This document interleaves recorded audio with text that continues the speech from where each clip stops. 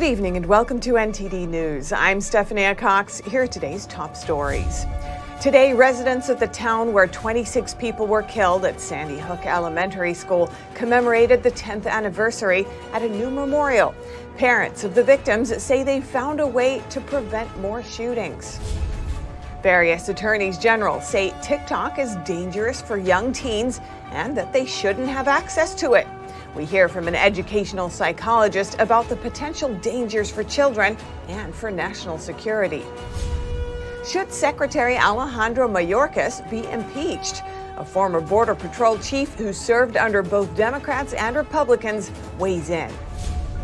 More than 2 months past due, lawmakers agree on a government funding bill for 2023, though Republicans are split over whether to quash the bill or jam it through in the 11th hour. And the vast majority of colleges in the U.S. reportedly restrict students' speech to some extent. We hear from a watchdog group about their findings.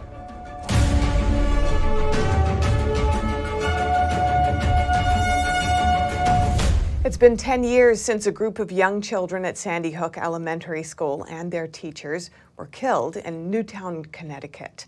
Today, parents and survivors remembered and paid respects. NTD's Arlene Richards reports.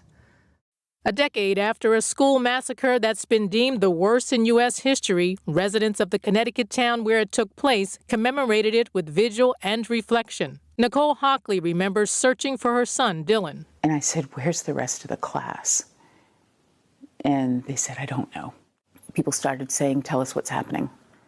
What's going on?" Because we still had really no information. And then she learned her son was killed. He said, "If you are still waiting here, then the person you're waiting for isn't coming back."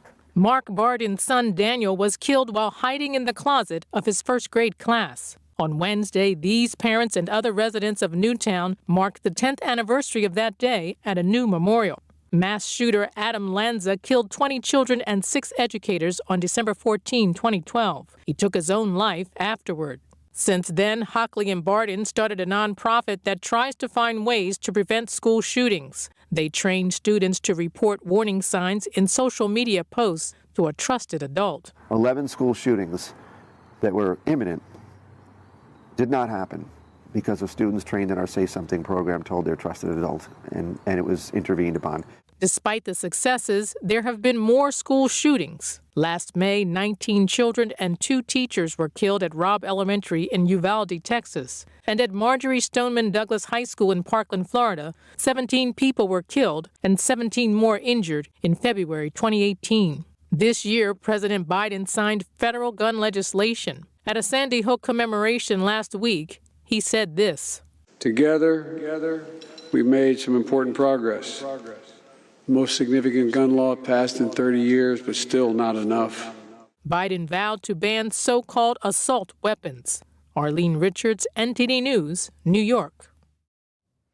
And lawmakers from both sides of the aisle are trying to ban video platform TikTok from operating in the U.S. At the same time, a number of attorneys general want providers to raise the app's age limit. Next, we hear about the dangers the app potentially poses. Senator Marco Rubio on Tuesday introduced a bill in the Senate that would ban TikTok from operating in the U.S. Meanwhile, in the House, 2 congressmen introduced a bipartisan companion bill. The lawmakers are concerned about TikTok's parent company, ByteDance, and its affiliation with the Chinese regime. The fear is that the app could be used to spy on or censor Americans. This week, Tennessee became the latest state to ban the app from government devices. On Tuesday, 15 state attorneys general sent letters to Google and Apple, which provide platforms where users download the app. Apple users have to be at least 12 years old to download TikTok, but the attorneys general say the app's content qualifies it for Apple's 17+ rating. They write, exposure to drug, alcohol, and tobacco content on social media makes kids more likely to use or experiment with those illicit substances in real life. And exposure to sexual content on TikTok can lead to pornography addiction and even the sexual exploitation of kids by online predators. Others say this kind of content can affect kids' character. TikTok will affect their values. It will affect the way they expect the world to work. Dr. Kathy Cook is an educational psychologist and the founder of Celebrate Kids. She agrees with the attorneys general on the idea of raising the age limit, suggesting it even be raised to 21. However, she says parents could also take more initiative. We don't need an attorney state general to say to Google and Apple, change the age limit. I'm glad they're doing that. I think it's wise. I think it's inappropriate what's going on. But I want to say to the parents and grandparents who are listening and the young people who might be listening, we can be in charge of our own heart and mind. We don't need the government to tell us what to do. The less harmful content American users see on TikTok includes pranks, comedic content, and similar trends. Dr. Cook says the company's algorithm shows Chinese users different content. They show them science, technology, math, reading, literature. They want us to be dumbed down. They are controlling us, and it's dangerous. I mean, I am concerned about the national security issue as well. I think that is a legitimate issue. It's evil, and we know it if they won't let their own citizens experience what they're feeding us. NTD reached out to TikTok for comment, but didn't hear back before broadcast. Reporting by Arian Pazdar, NTD News. And yesterday, House Republicans called for the impeachment of Homeland Security Secretary Alejandro Mayorkas. Those who oppose his impeachment say Mayorkas is doing a good job and that the southern border is secure. NTD hears from a former Border Patrol chief who served under both Republican and Democrat administrations for more. On Tuesday, House Republicans announced their plans to impeach Department of Homeland Security Alejandro Mayorkas. Our border is an absolute, complete nightmare, and it's on his watch. He regularly lies to the American people, claiming that the southern border is closed. I've been there, it's wide open. Mayorkas appears to see things differently, as seen in his testimony last month. Secretary Mayorkas, do you continue to maintain that the border is secure? Yes, and we are working day in and day out to enhance its security, Congressman. Money and so forth. I just wanted to understand that that's your position still. I think it is a position that denies reality. My focus is really on the truth. NTD heard from Senior Distinguished Fellow at the Texas Public Policy Foundation, Rodney Scott. He's also a former Border Patrol chief who served under both Republican and Democrat administrations. And he says Mayorkas should be impeached. But I believe the strongest argument is that he blatantly lied under oath to Congress. The border is not secure. I am hoping that through the hearings, having impeachment hearings, that you bring in, that Congress brings in career professionals, non-politicals, and they ask them questions about the border in a way that's televised and America can see, that's not politicized. I think if America really knew what was going on the border, it'd scare the heck out of most people, and they would want action. On the other hand, House Democrats released the following message in response to calls for Mayorkas to be impeached. Secretary Mayorkas has steadfastly led the department through significant challenges over the last 2 years, including managing the flow of migrants across the southwest border while treating migrants fairly and humanely. It is unjust for House Republicans to once again engage in political theatrics instead of working with Democrats to address the many challenges facing the American people. We reached out to the DHS and will include their comment when they respond. You can watch the full interview with Rodney Scott on NTD's The Nation Speaks with Cindy Drucare this Saturday at 11 a.m. Eastern Time. Jason Perry, NTD News. Lawmakers on Capitol Hill have reached a bipartisan agreement on a government funding bill. But some are decrying the last-minute sprint to push the bill through both chambers just before a new Congress is sworn in. We have our Melina Weiskup with us to break it down. So government funding runs out this Friday, so lawmakers are passing another short-term extension while the full bill for 2023 is still being worked on. Senate Leader Chuck Schumer today expressing optimism that they're making progress. We still have a long way to go, but a framework is a big step in the right direction.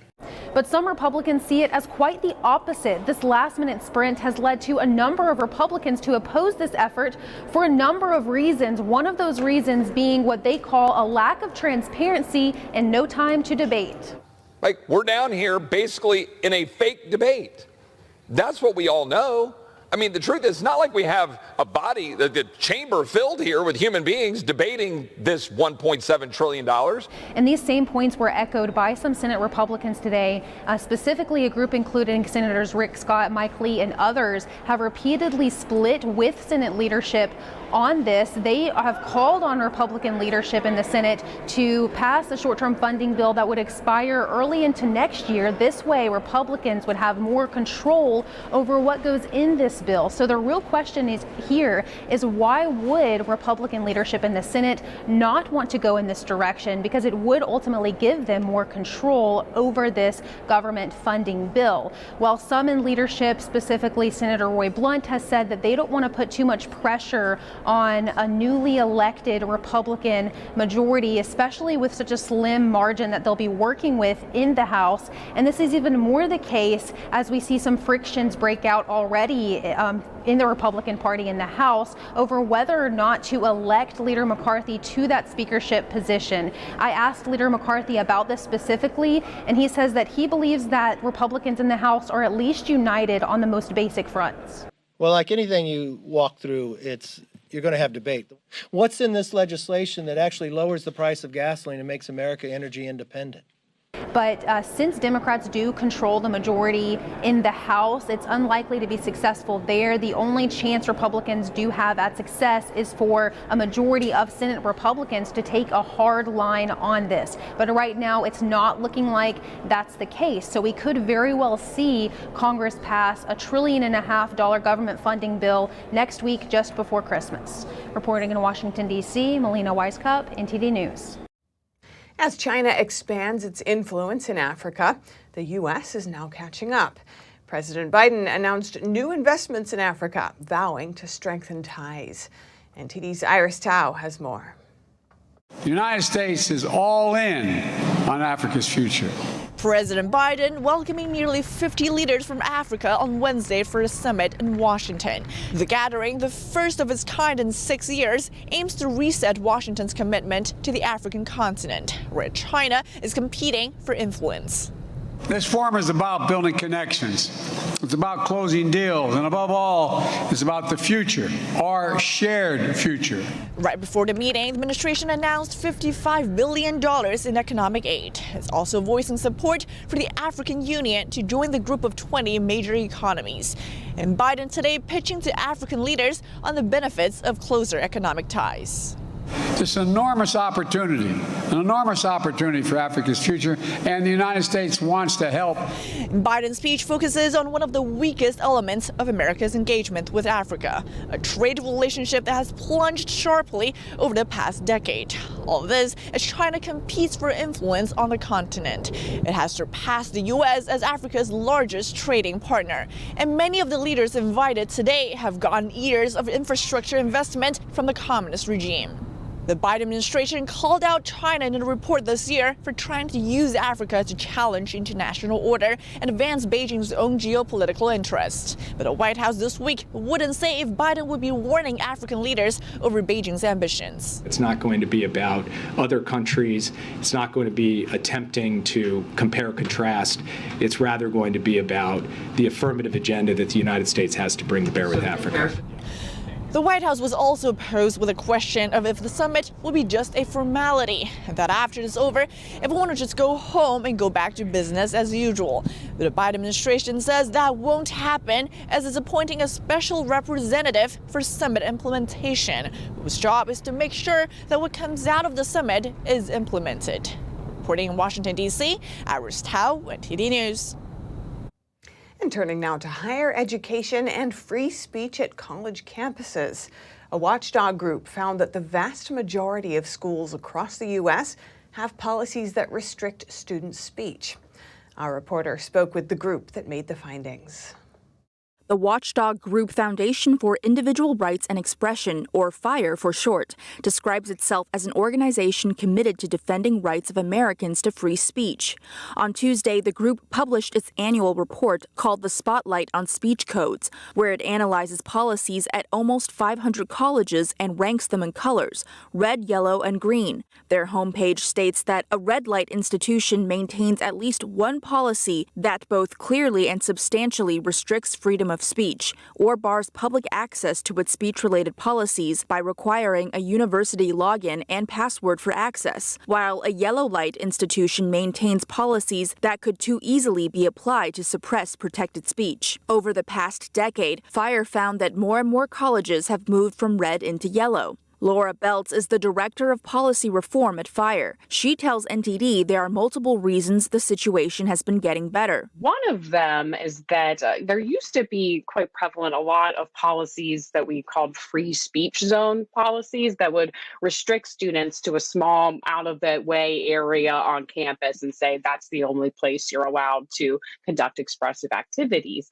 But in the past decade, about half of states across the country have banned those sorts of policies. She says another reason is that policies banning offensive speech are decreasing. However, only 12% of the schools reviewed managed to end up in the green category. Colleges are able to restrict speech with specific policies, such as ones against offensive language, ones that restrict students' right to protest, and more. Legally, private institutions are allowed to restrict students' speech, but Beltz says many of those institutions advertise free speech. So we hold the private schools that promise free speech to those First Amendment standards. If they're going to promise free speech, they can't have it both ways and then restrict free speech and other policies. She adds that FIRE offers to work with schools to revise policies. Reporting by Arian Pazdar, NTD News. If you have any news tips or feedback for the show, you can email us at eveningnews@ntd.com. And coming up, we take a look at The Shadow State, a deep dive inside the ESG industry, a film that's asking big questions. Will these banking and tech giant government partnerships bring us a cleaner, more peaceful and equitable future? And what are the risks? And at the World Cup, France and Morocco played a thrilling semifinal match. Meanwhile, an autopsy reveals how the late soccer journalist Grant Wahl died. That and more coming up.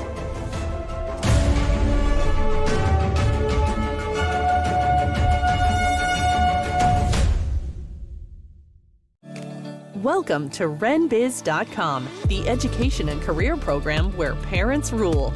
We replace public schools and universities. We are for ages 6 to 100. Never any big student loans with us. You graduate with a traditional diploma, a university degree, and your own family business. Adults returning to obtain better careers. Parents looking for better academic and career opportunities for their kids. At Business Occasion, you spend 50% of your time on traditional education and 50% on business education, including setting up your own family business. Learning is in your small, in-person pods of 6 to 10 students. At Renaissance Business Occasion, aka RenBiz.com, graduation means you have a degree and your own family business. Like education always should have been, a transition to getting a career.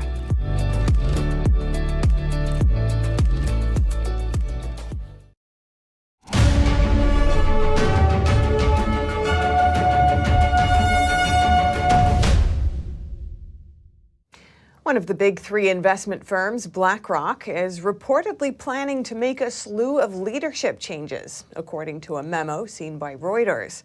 The report comes amid growing pressure to remove the firm's chief executive, Larry Fink. Just Friday, North Carolina's Treasurer Dale Folwell joined officials in nearly half the states in the country in protesting Wall Street's investment strategy called ESG. State officials are pulling billions of dollars out of companies like BlackRock over their involvement in the environmental, social, and governance industry.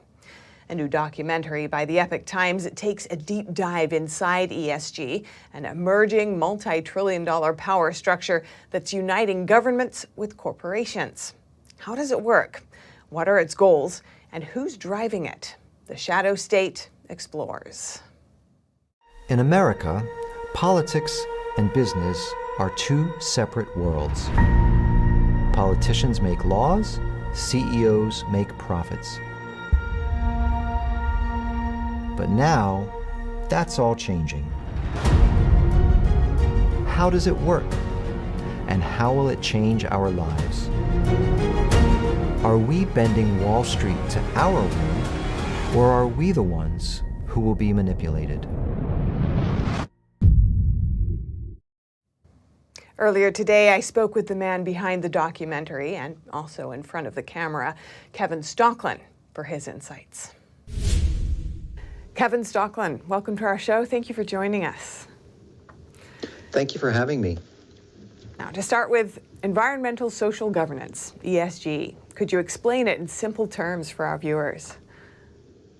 Sure. Well, it's two things. It's an ideology and it's an industry. So as an ideology, it's an umbrella term. It includes environmentalism, fighting climate change, social justice. They've even expanded it to include things like gun control, abortion rights as well. So that's really the ideology of it. Now, it's also an industry. It's a $55 trillion industry centered on Wall Street. And it's a way of effectively using shareholder money, investors' money to pressure corporations to get in line with this ideology. Proponents see ESG as a way to solve shared problems using capitalism. But in your documentary, The Shadow State, you also found concern among critics that ESG fosters fascism.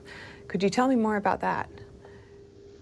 Yeah, I mean, fascism is a term that we kind of hate to use. It's been kind of beaten to death these days. But what it means conceptually is really that you can retain private control of corporations as an owner, but you really are compelled to follow state ideology in terms of your operations. So it's more similar to the China model of independent ownership, but following state directives in terms of how the corporation is run. Under capitalism, a corporation should be run to serve its customers and to produce better products and cheaper products to serve the customers. This is a shift. This is basically corporations shifting their goals to serve ideological concepts and, under ESG, environmental, social, etc. And we've already seen governments working with and pressuring companies to cancel or otherwise punish customers based on ESG type criteria. And you've found indications that ESG criteria could become part of our personal credit scores. What would that look like? Yeah, absolutely. Well, so there's already ESG ratings for companies, for countries, and even for U.S. states. So the question is, when do we start reaching down to the personal level? And we're already seeing credit cards starting to do this. So, for example, Visa and MasterCard now have voluntary credit cards that you can get that will track your carbon emissions. Everything you buy, everywhere you travel, everything that goes on the card, they will tally up the emissions that come out of that. So the other area where it could come in is if you want to get a mortgage. Well, how environmentally friendly is your house? Does it use solar panels or does it use oil and gas for heating? And you could potentially see different scores, different interest rates based on your credit rating that way. In addition, we're now seeing credit card companies tracking gun purchases. So any purchase made at a gun store is now going to be tracked with the goal of handing that information over to the federal government. So these are all the ways that it's now reaching down into a personal level, in addition to all of the increasing costs that we're seeing at the gas pump and the grocery store, et cetera. And there's also indications that these policies may not be reaching the intended goals that they've set out to reach. Yeah, absolutely. And that's one of the questions that we pose in the documentary. So there's virtually no evidence that they're doing anything to reduce carbon emissions through this whole ESG industry and the funds. And so the question is, well, if you can't demonstrate that we're reducing carbon emissions, what's it all for? And that's a question that we pose to a lot of the participants in the film. You're a writer, film producer, and a former investment banker. What's your personal connection to this topic? I do have a background in finance. For me, the interesting thing about ESG is that this is a clash of ideologies. So we, as Americans, were raised with the idea that we get to elect our representatives to Congress and state legislatures, and this is how we get to decide all of these important questions about race, about the environment, et cetera, et cetera. This ideology believes that it's better that these decisions be made in the World Economic Forum, at the United Nations, in corporate boardrooms. And so this is really going on in a way that people don't see and they don't understand. And what I wanted to do in this documentary documentary is explain how the systems work, show who the players are, how these decisions are made, how they're affecting our lives, and really shed light on it so that people become aware of what's going on that is affecting their lives so dramatically, in every way. All right. The name of that documentary, The Shadow State, well worth the watch. Thank you so much, Kevin Stocklin. Really appreciate your time. Thank you for having me. I appreciate it. A U.S. citizen has been released as part of a prisoner exchange between Russia and Ukraine. White House National Security spokesman John Kirby made the announcement earlier today. Kirby didn't release additional details, citing privacy concerns. The head of Ukraine's presidential administration earlier identified the American as Suwaidi Murakezi. Kirby also said the war is not likely to wind down before year's end. And now over to sports news. Here's NTD's Dave Martin with today's top stories. Thank you, Steph. U.S. soccer journalist Grant Wahl died of an undetected aortic aneurysm, according to his wife, Dr. Celine Gounder. Dr. Gounder shared the autopsy results on Wahl's websites, adding, quote, "The chest pressure he experienced shortly before his death may have represented the initial symptoms. No amount of CPR or shocks would have saved him. His death was unrelated to COVID. His death was unrelated to vaccination status. There was nothing nefarious about his death."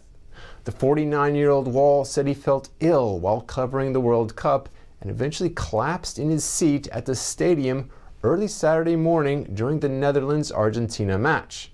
Emergency workers treated him on the spot, but to no avail. Wahl was a writer for Sports Illustrated for more than 2 decades and served as a soccer analyst for Fox Sports. He made headlines early at the World Cup when he reported that stadium security in Qatar briefly detained him for wearing a shirt with a rainbow.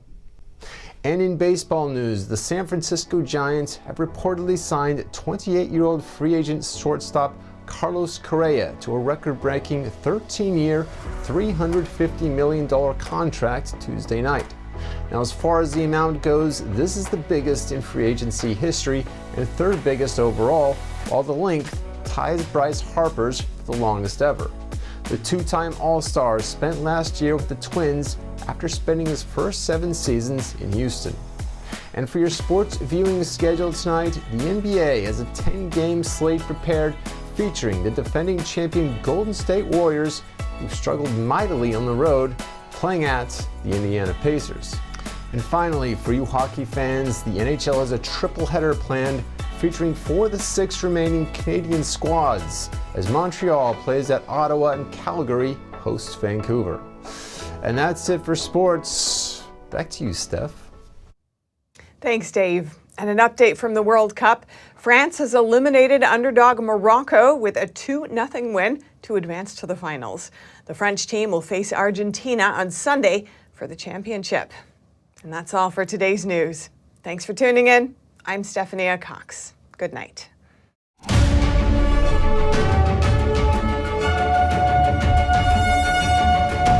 Thanks for watching us on YouTube. Did you know YouTube only keeps selective videos on its platform? So if you want to make sure you get the full picture, just subscribe to our newsletter.